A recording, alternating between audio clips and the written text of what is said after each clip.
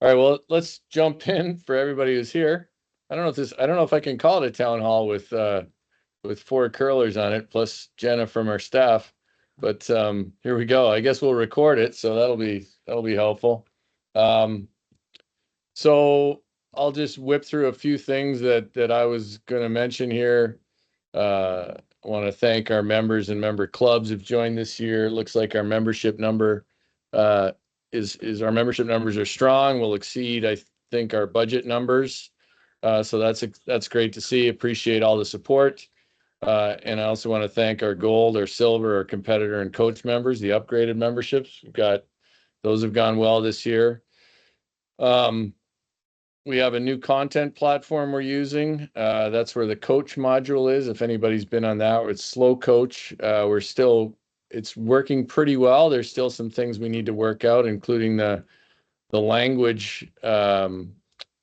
It's actually an Australian-based software company, and there's some language things we need to fix. But in general, it's working pretty well. We'll continue to work on it in the weeks ahead. We had a successful launch of Dales at National Championships in Duluth. That was very positive for them. Um, and we're looking ahead to Sioux Falls on that. The one-day curler membership that I've talked a lot about at club council calls, that continues to be something we're wrestling with. We want to be able to offer that at the very latest by next season to capture Olympic people who try the sport during the Olympics. Unfortunately, Sport 80 doesn't seem to be like the best platform. Doesn't seem to be the best platform for that. So we're looking for a different platform just for the one-day membership, unless they can make it easier. Athlete outreach initiative, if your club's looking to do that, we still are booking those. We haven't booked as many this year, but this is the time of year when our athletes have a bit more time. So if your club is looking at those. And then just looking ahead to, challenges, I think one of the things that maybe I've talked about before in emails or elsewhere is this is going to be an expensive Olympic Games. So we're budgeting for that. That's challenging. Cortina is not an inexpensive place to be, and accommodations are expensive. And then the other thing I've talked a bit about in club council calls is just our messaging during the Olympics. We want to continue to we think that people will participate in the sport organically. We'll get people out to try it. And I think one of the key messages we're going to put out during the upcoming games is just the value of a curling club as a community asset. Um, and hopefully that helps. We want to be our goal is to come out of the Olympics with our sport as part of any recreational facility discussion, whether it's at the state level, the local level. We want those people to be thinking about curling as a sport to put um, in addition to other sports or versus other sports. And I think it's got a good value. So we'll talk probably more about that during the Olympics than just getting out and trying the sport, because we think that will happen anyways. Um, and one of the things we're also going to work with clubs on and provide some materials for clubs during the games is both some media education for when your club has media in, and also how we can convert more learn to curl participants into members. So those are key things looking ahead to the games, and sort of key messaging we're working on. We're going to come out with in the spring we'll be working on things for clubs to share to help maximize the Olympic exposure. And at the same time, we're supporting our teams at World Men's, World Women's, and World Mixed Doubles, all coming up in the next month and a half, which will be, those are certainly key moments for us in those teams as we, like every country, we need to perform well enough to secure Olympic berths. So I hope the curling community is supportive of our teams, and I know how hard they're working to make that happen. So that's my intro. I'll throw it open to like I said, I know a lot of you here. I probably could have done this with a group text, but we'll throw it open anyways. I'll keep the chat open too. But if there are questions uh, or other things you want to have addressed, this is the opportunity. Bernie, just real quick, how's your before I open it up to everybody, and I know I'm guilty of doing this. I say everybody ask questions and then I keep going. But Bernie, how are things looking in Huntsville towards dedicated ice?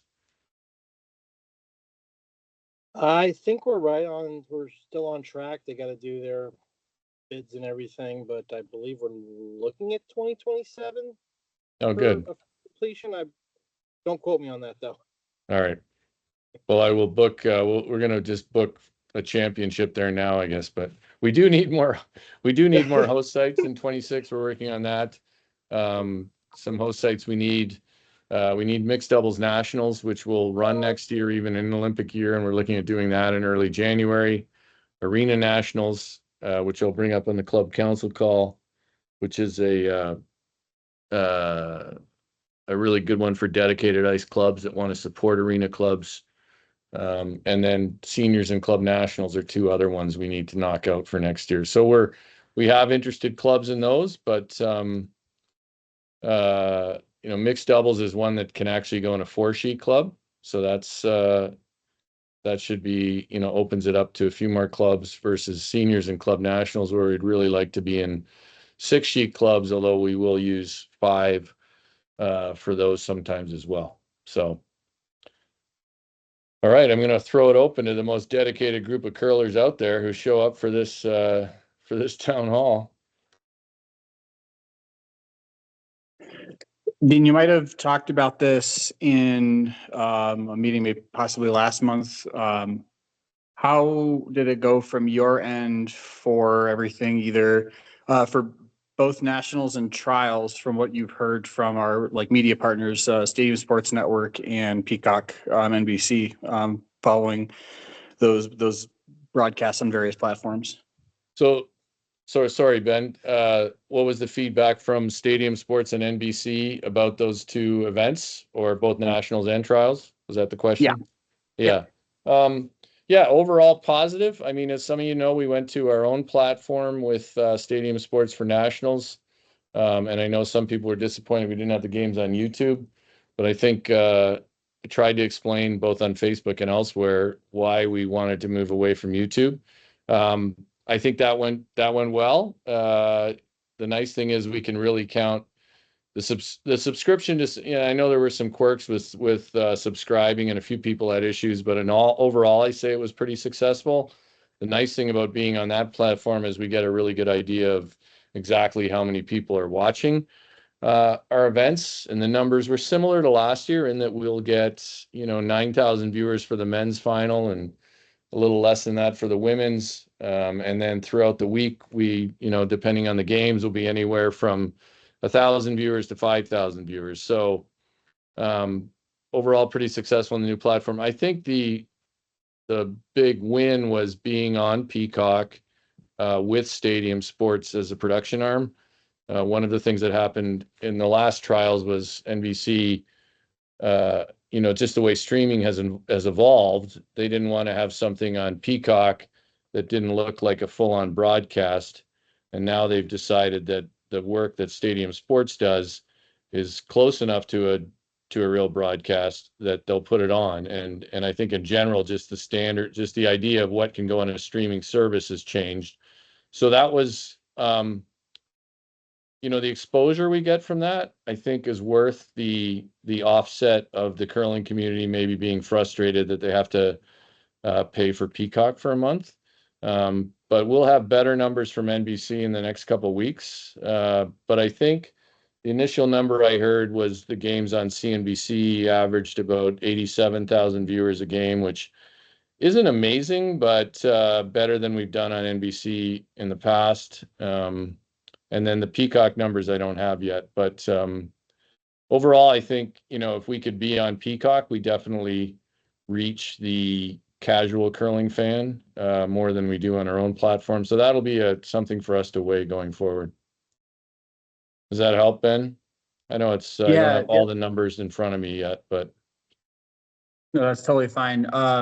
With the Stadium Sports, using that platform, do you anticipate reviewing the pricing structure? Because at least for me, speaking for me, it was a little on the spendy side to pay for nationals just to watch games on demand?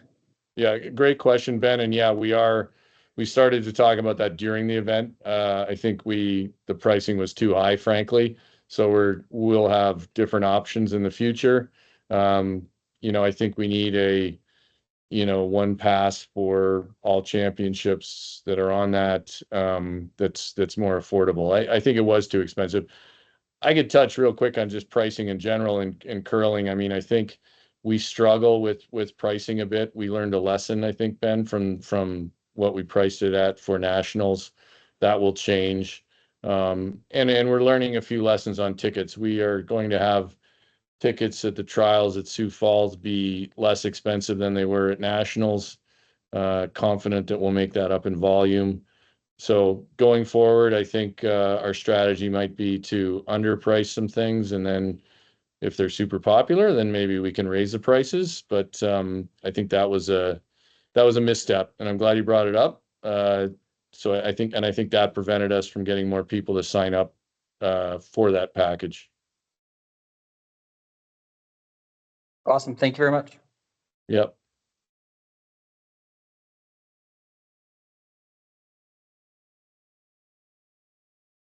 For anybody who's on too, I know, we're all aware of this executive order on the transgender policy that came from the current administration. All I'll say on that right now is we're awaiting more direction from the USOPC on this, and others. And our transgender policy won't change this season. But I hope to have more clarity around that in the coming months. I also don't, so we're at the moment just sticking with the policy we have, and we'll evaluate based on information we get from USOPC and other organizations.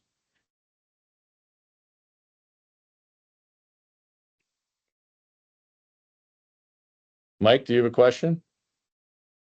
Oh, you popped up as if you might have a question.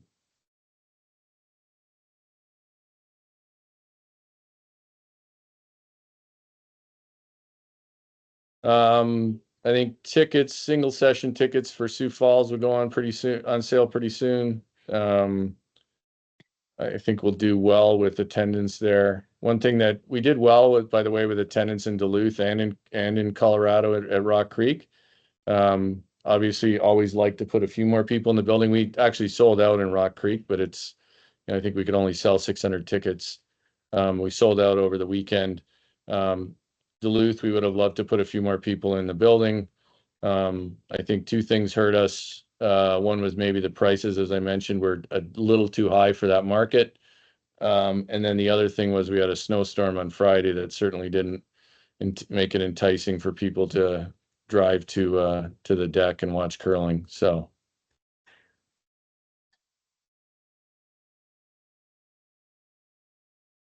Flannery, I know since you played in Arena Nationals, we are still looking for a site for Arena Nationals. Hope to have that shortly. But that's one we want to lock in. One reason we've maybe been a little slow is we're trying to see if Dallas Fort Worth, they're moving towards a 6-sheet dedicated ice club, and they expressed interest in hosting the Arena Nationals if they get there in time. So we'll see what happens there. Certainly encouraging them. They seem to be on a good path, but there's always obstacles towards that goal. But they do have a building leased. So, yeah. Right now I'm at Senior Nationals where we have 35 teams competing, 20 men's, 15 women's. So that's been a good turnout here. This might be the quickest town hall in history, but unless there's more questions. I'll bite. I'll give you another one, Dean. Fantastic, Ben.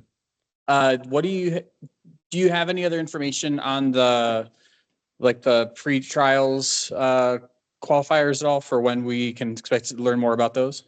Yeah, so mid-September is the date we're shooting for, and we think we have a site. We'll probably be able to confirm that in probably 10 days or so.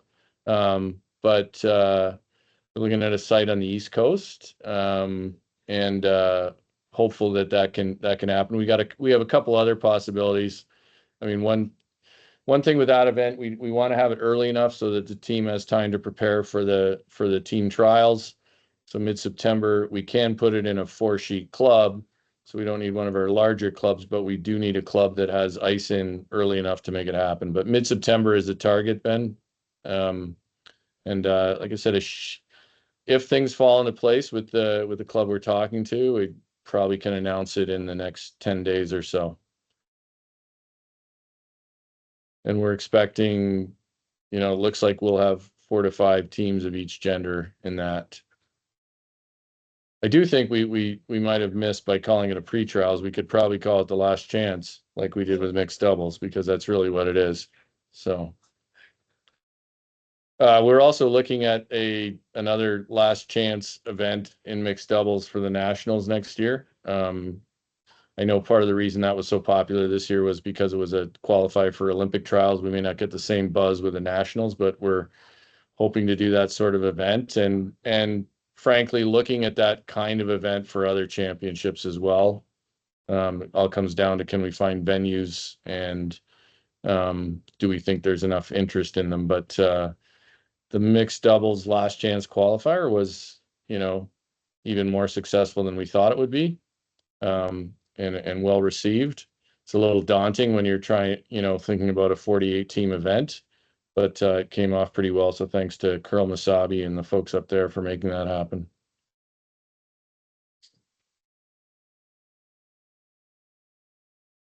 Usually I see our board chair, Brett Jackson, just joined. I usually have a call with Brett on Thursdays at 8 o'clock. So we can almost do that call now, Brett, but we'll see each other tomorrow.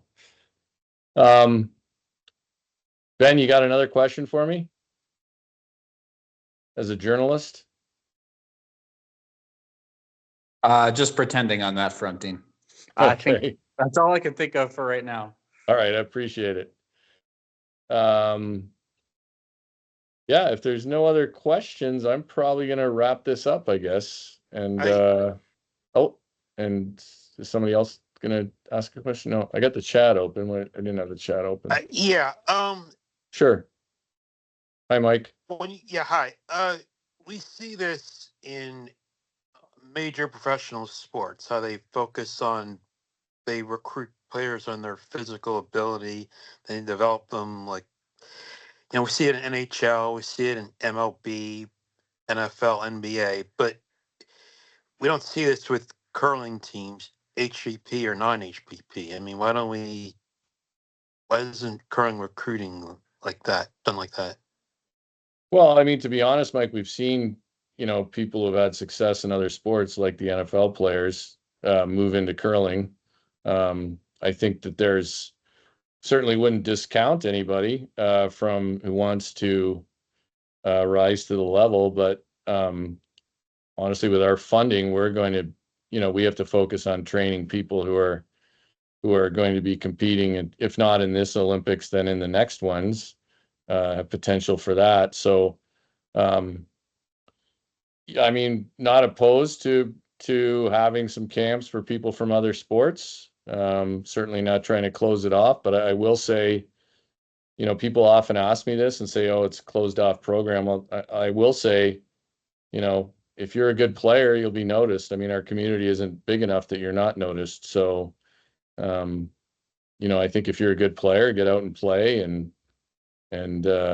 you will be noticed. Now, that doesn't mean we wouldn't rule out an open camp just for anybody to come and attend. We've talked about that and still might do one, for anybody from any sport to come attend, and we'd run you through some things that you have to be able to do at the highest levels to see if somebody has potential. So not something we would rule out. Haven't done it yet, but could see it.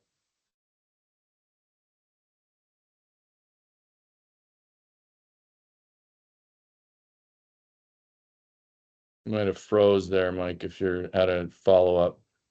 Well, so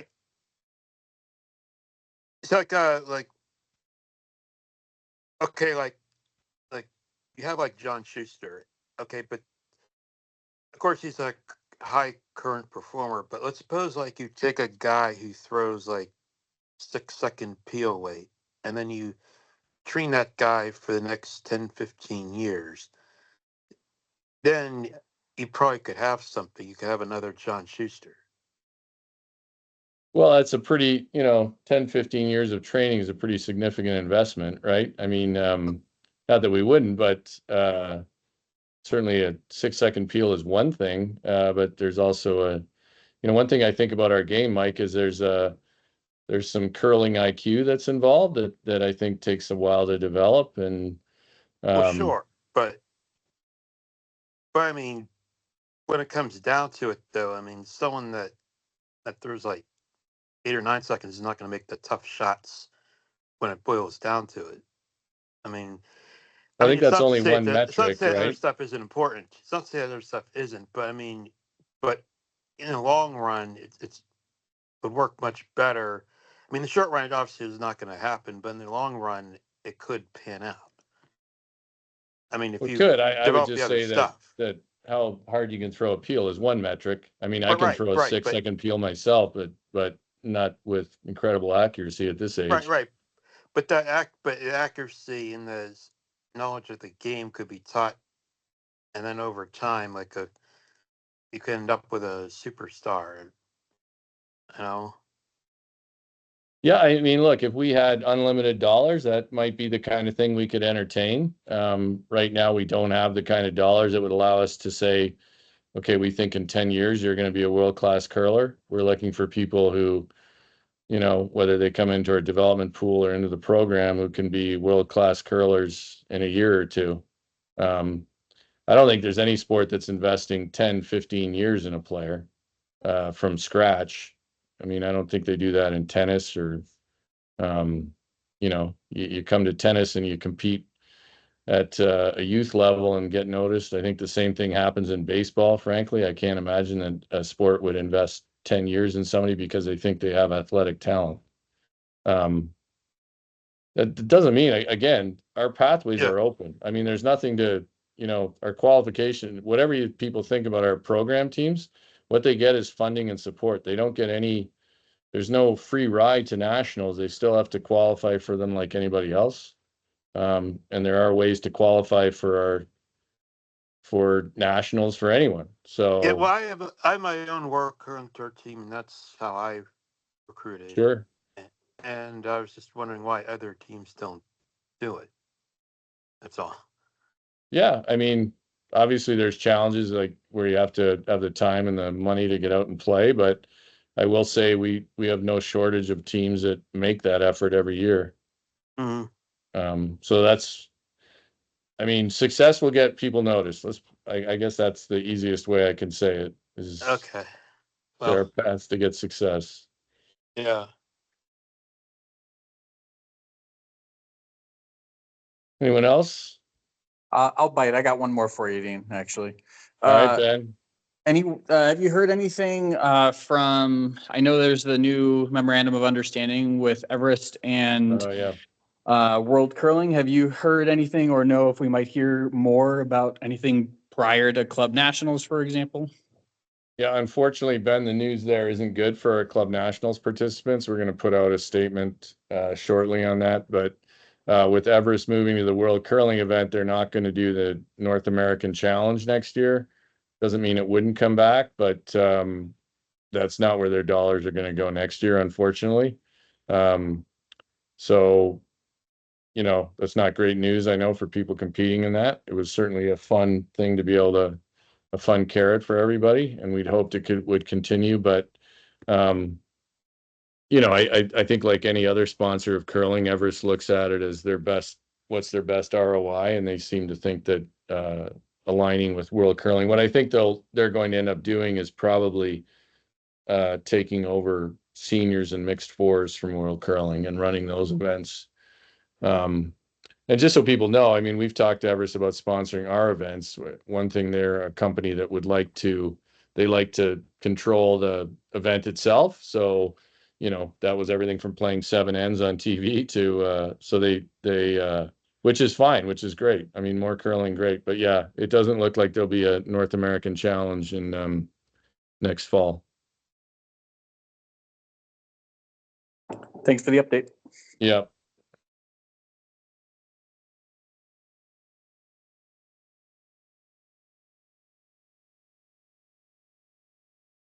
All right.